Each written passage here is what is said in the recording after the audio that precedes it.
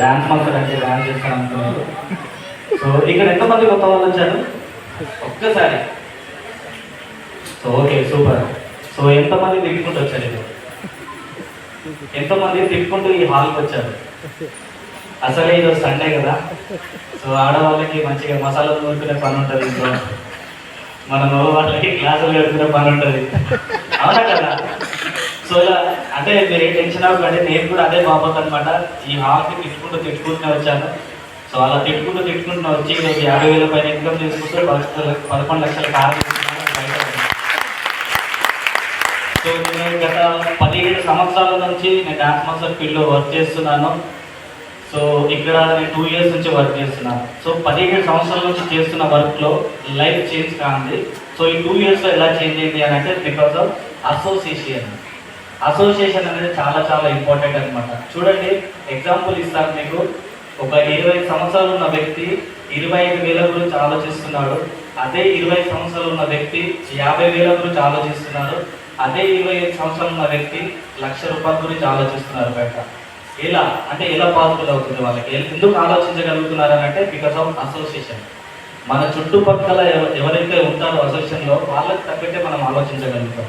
చూడండి, ఇప్పుడు మనం ఒక డాక్టర్ అవ్వాలనుకుంటున్నాం అనుకోండి, మనం మెకానికల్ దగ్గరికి వెళ్ళగలుగుతామా? మెకానిక్ దగ్గరికి వెళ్ళి అడగగలుగుతామా?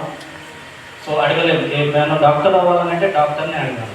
సో ఇప్పుడు మనం ఒక 1 lakh రూపీస్ ఇన్కమ్ తీసుకోవాలి అని అంటే 1 lakh ఎవరైతే ఇన్కమ్ ఎర్న్ చేస్తున్నారో అలాంటి వ్యక్తులతో మనం తిరగాలి, అవునా కదా? సౌండ్ అవ్వట్లేదు. సో మీకు 1 lakh కావాలి అని అంటే మీరు చేయాల్సిన పని ఏంటంటే, ఈరోజు మీకు సెషన్ అర్థం కాకపోయినా మీరు ఈ అసోసియేషన్లో పడి తిరగండి. ఈ అసోసియేషన్ని వద్దొద్దు. మీరు ఎక్కడైనా మీటింగ్లో తిరిగి అక్కడ ఉండండి, వాళ్ళతో పాటు తిరగండి.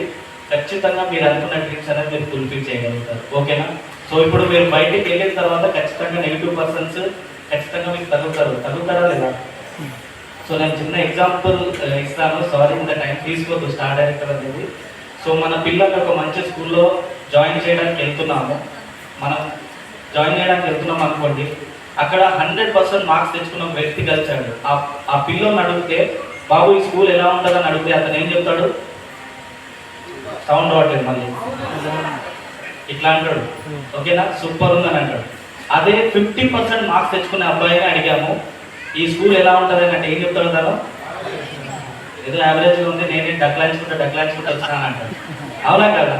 అదే ఒక ఫెయిల్యూర్ అయిన పర్సన్ అడిగితే ఏ బేకారు వేస్ట్ స్కూల్ అది అంటారా కదా? ప్రాబ్లం ఎవరిలో ఉంది? స్కూల్లో ఉందా, పిల్లల్లో ఉందా? పిల్లల్లో ఉంది. సో కాబట్టి ఇప్పుడు బయట మనకు వెళ్ళినప్పుడు కూడా చాలా మంది రకరకాలుగా మాట్లాడుతుంటారు నెగిటివ్గా. ఎవరి మాట అయినాదో మనం డిసైడ్ చేసుకుంటే కనుక ఖచ్చితంగా సక్సెస్ అవుతాము. Thank you.